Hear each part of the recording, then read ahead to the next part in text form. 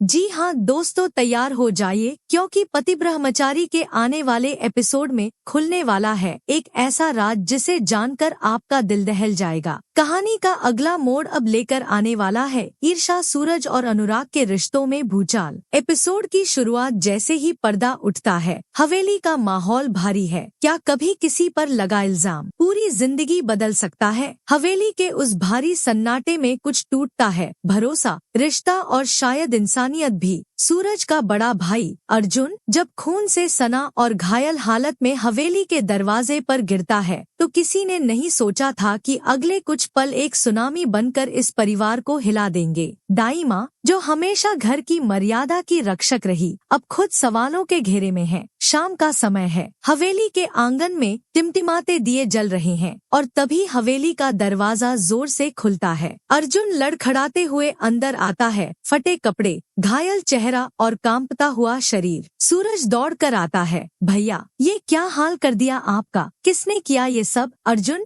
मैं बाजार से लौट रहा था, कुछ गुंडे आए और मुझ पर टूट पड़े। मुझे नहीं पता क्यों, पर मुझे शक है अनुराग ने ही ये करवाया है। और यहीं से सब कुछ बदलने लगता है। जैसे ही अर्जुन अनुराग का नाम लेता है, पूरा परिवार स्तब्ध हो जाता है। दाई माँ की आंखों में आग भर आती है। वो ईर्षा की तरफ देखती हैं और उनके शब्द किसी को भी झकझोर सकते हैं। दाई माँ, तो ये तेरे मायके वालों की हिम्मत है, मेरे बेटे की जान लेने की साजिश। अब तू ही सजा भुगतेगी। जा सूरज की चप्पल उठा और खुद को मार जब तक मैं कहूँ। ईर्षा, माँ जी, मेरा भाई ऐसा नहीं कर सकता, वो कभी किसी को चोट नहीं पहुँचा सकता। ये इल्जाम गलत है। मगर दाई माँ के गुस्से के सामने किसी की दलील काम नहीं आती। भीड़ तमाशा देख रही है और न्याय का नाम सिर्फ चीखों में दब चुका है। ईर्षा कांपते हाथों से चप्पल उठाती है, मगर तभी रुक जाओ ईर्षा। पूरा घर चौंक कर सूरज की तरफ देखता है। सूरज की आवाज में सिर्फ प्यार नहीं, सवाल भी है। भैया, आपने कैसे मान लिया कि ये हमला अनुराग ने ही करवाया? क्या किसी ने उसका नाम लिया? कोई सबूत है? नहीं, मैंने बस अंदाजा लगाया था। तो फिर इल्जाम क्यों लगा रहे हो? जब तक सच्चाई सामने नहीं आती, मैं किसी को दोषी नहीं मानूंगा। मैं खुद सच का पता लगाऊंगा। लेकिन दाई माँ अब भी टस से मस नहीं होती। वो कहती हैं, या तो सूरज की बात मानो या घर छोड़ दो। ईर्षा रोती है, पर उसकी आंखों में अब डर नहीं,